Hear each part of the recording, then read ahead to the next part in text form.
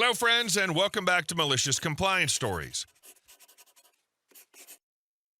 Let's kick off today's video with a story in which our OP found her street constantly blocked by a neighbor's rusted pickup, parked halfway on the sidewalk in front of a no parking sign, and straddling her own driveway.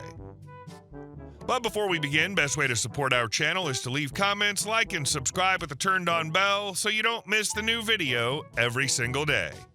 Here we go. They wouldn't tow the menace van, so I gave it a sticky goodbye. For weeks, no months, we had the same obnoxious van parked right at the entrance to our block of flats, like it had been welded to the pavement. And when I say obnoxious, I mean it was basically a one-van parade of illegal parking violations. Parked on double yellow lines, check. Positioned at the end of a junction, check. Right in front of a dropped curb, obstructing the footpath and making it impossible for drivers to see when pulling out onto the main road, triple check. Oh, and just for style points, it was parked directly beneath a no parking sign, as if the owner had seen it and thought, yes, perfect. It was a hazard to pedestrians, a nightmare for drivers, and an eyesore for the rest of us. Everyone in the building hated it. Elderly neighbors had to step onto the road to get around it. People with pushchairs couldn't pass on the pavement. Cyclists swerved dangerously close to traffic trying to go around it. It was a menace. Naturally, I did the sensible, civic-minded thing. I reported it. Repeatedly. I called the council. I called the non-emergency police line. I used the online form. I even flagged it to the building manager, but nothing ever happened. Every morning, there it was again, smugly occupying its spot like it paid rent there. At first, I figured maybe the authorities were just slow. Then I started to suspect the driver had some kind of immunity cloak or friends in high places. But I'm a patient person, up to a point. And that point arrived one particularly damp, miserable Tuesday evening. I just returned from work, nearly clipped by a delivery van trying to squeeze past the offending vehicle. I stood there looking at the white van of doom, and something inside me just snapped. If official channels wouldn't do anything, then maybe it was time for some unofficial creativity. I went upstairs, opened the fridge, and pulled out a nearly empty jar of raspberry jam. It had just enough left for what I had in mind. I crept back downstairs under the cover of darkness, crossed the lot with the solemn resolve of a man on a mission, and approached the van. There were no lights on inside, no one around.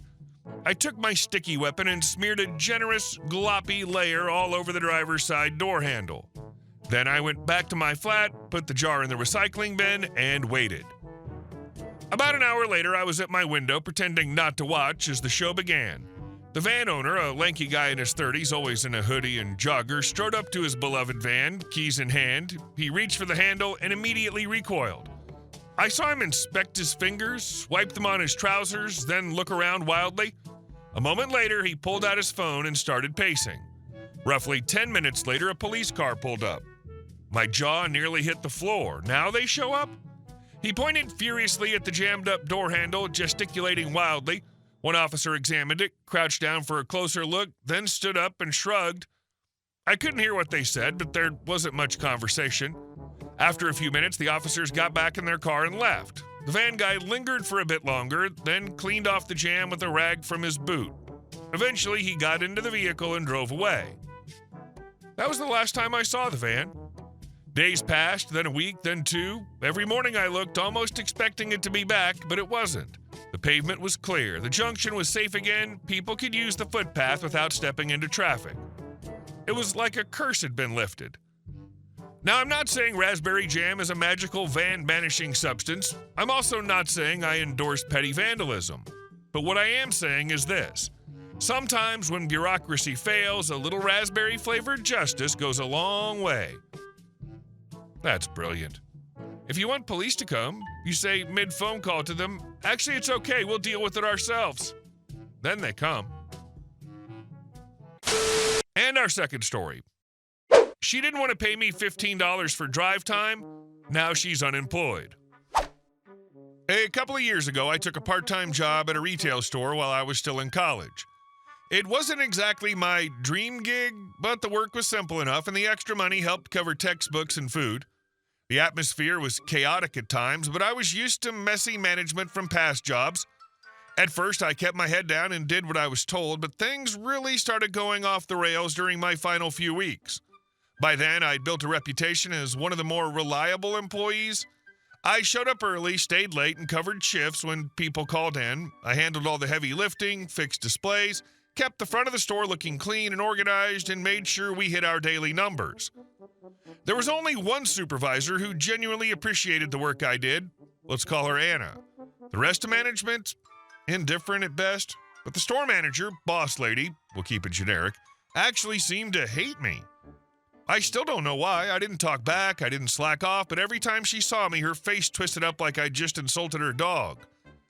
Then came the day she asked me to go help out at a sister store an hour away. The assistant regional manager was paying them a visit, and they needed extra hands to get everything spotless. "We need it looking as good as you keep this store," she said, like it physically hurt her to compliment me. I agreed, thinking it would look good on my record, and hey, a road trip during work hours wasn't the worst way to spend a shift. The one thing I forgot to ask was whether I'd be paid for the travel time. In my state, it's required by law to compensate workers for time spent traveling between locations if it's for work. I brought it up with Anna, and she kind of shrugged. She admitted she'd done it before and never got paid for the drive, but I didn't make a fuss, she said. I nodded, but something about that didn't sit right. So the next morning, I showed up at my usual store, clocked in, then hit the road to the other location. I spent the entire day scrubbing shelves, rearranging displays, and wiping down every surface that could be wiped. When I got back, I asked boss lady if I'd be paid for the drive. She looked at me like I'd just asked for a company car. "You were on the clock the whole time you were there," she snapped. "That's all you're getting paid for." That's when I decided I wasn't letting this slide. I grabbed the dusty HR number off the break room bulletin board and left a polite but firm voicemail explaining the situation. I wasn't angry, just very curious about whether what she said was true. The next day, while I was in class, I missed 3 calls from a number I didn't recognize. Turns out the number I called had been outdated for months, and my message had finally triggered someone to realize they needed to update it. Eventually, I got through to the new HR manager. She was professional, concerned, and very clear. Yes, I absolutely should have been paid for travel time. She told me she'd follow up and get back to me. The very next day, I got a call from the assistant regional manager himself. Not only did he apologize, but he told me I'd be paid in cash from the register, that boss lady would be the one handing it over. Apparently, she'd been instructed to make it right immediately. A few days later, I stopped by the store. Boss lady didn't say a word, just handed me an envelope of cash and walked away like I didn't exist. Since I'd already given 2 weeks' notice prior, this ended up being my final shift. She never scheduled me again after the HR call. No goodbye, no exit interview, just silence. The best part? A couple of months later, I bumped into one of my former coworkers at a local coffee shop. "Did you hear?" she asked. "Boss lady's gone. Early retirement." Turns out my complaint had sparked something bigger. Once I brought attention to her shady management practices, other employees started speaking up too. About ignored safety concerns, shady scheduling, and toxic behavior. The corporate office finally took notice, and when they dug into it, there was enough to push her out. All I ever wanted was to be treated fairly and paid what I was owed. But somehow I helped expose a larger mess and gave my coworkers the courage to speak up. It started with 1 hour's worth of travel pay and ended with a toxic manager finally getting shown the door. Not bad for a part-time college kid just trying to do the right thing. Getting that envelope of cash was sweet, but hearing that she was forced into early retirement months later, that's the real cherry on top. You didn't set out to take down a manager, you just wanted fair pay. Yet your small stand gave your coworkers the courage to speak up too. And our last story. New owner got greedy, so I opened a shop 2 doors down and crushed his business. For years, I used this little mom-and-pop print shop on Main Street. It wasn't fancy, fluorescent lights, a dated copier, and the faint smell of toner in the air, but it got the job done. I'd walk in with my flyers, hand over the original, and ask for 50 black and white copies. 5 minutes later, I'd walk out with a neat stack of prints for $6.50. 13 cents a page. No fuss, no drama, and best of all, they did all the work. Then came the dreaded under new ownership sign in the window. The new guy, let's call him Craig, bought the business from the retiring owner and gutted the soul out of it. Gone were the friendly faces and human touch. Instead, he turned the place into a soulless self-serve kiosk dungeon. The same old copier now had a card reader and a sign that said, "Insert credit card before printing, 50 cents per page." That's right, 50 cents per page. No staff, no assistants, no bulk discount, just Craig sitting behind the counter watching customers wrestle with a machine and acting like he'd invented modern printing. The worst part? He was the only print shop within 50 miles. People just swallowed the price hike because they had no other choice. I asked him about it once, politely. He gave me some smug speech about inflation and how paper and toner aren't cheap, you know. Sure, Craig, but quadrupling the price overnight? That wasn't inflation. That was daylight robbery. So I paid the ridiculous $25 for my 50 flyers, left the shop, and got to work. You see, I wasn't just a guy who needed flyers. I worked in publishing, design, and print for years before changing careers. I knew printers, I knew suppliers, I knew that 50 cents a page was a scam. So I found a small commercial space 2 doors down from Craig's shop, signed a short-term lease, and over the next 6 weeks, I quietly rebuilt what Craig had destroyed. I called it Flash Print. I bought a good quality copier with scanning, binding, and finishing capabilities, hired one part-time employee, a college student studying graphic design who wanted experience, and printed a huge sign for the window. Full-service printing, 15 cents per page, done for you.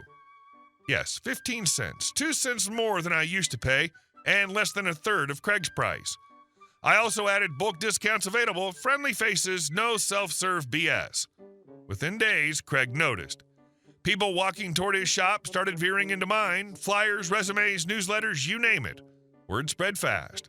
Local church groups, scout leaders, even the town's event coordinator started coming to us instead of him. Craig came in once, looking sour and trying to play it cool. Craig, so what are you charging again? Me, cheerfully, 15 cents a page, 13 if they bring their own paper. Craig, you'll never make a profit. Me, I'm not trying to gouge anyone, just trying to be helpful. He left without another word. Over the next 3 months, I watched his foot traffic dry up, his once bustling store turned into a dusty museum of unattended machines. I'd see him sitting behind the counter on his phone while my shop had a line out the door. I broke even. The business wasn't wildly profitable, but it covered rent, the copier lease, and paid my assistant decently. And it gave Craig a very real reminder that price gouging your community when you're the only game in town might feel clever, until someone smarter plays a better game right next door. I ran Flash Print for a year. When my lease was up, I handed the keys to my assistant who'd fallen in love with the business and wanted to keep it going. I left with a smile, knowing Craig's monopoly was gone, and every time someone needed flyers in our town, they now had a fair, friendly option. It's a perfect example of how the best revenge isn't a lawsuit or a smear campaign, but simply showing up with something better. 13 cents cheaper with a helping hand beats 50 cents on a lonely kiosk any day, and the whole town knows it.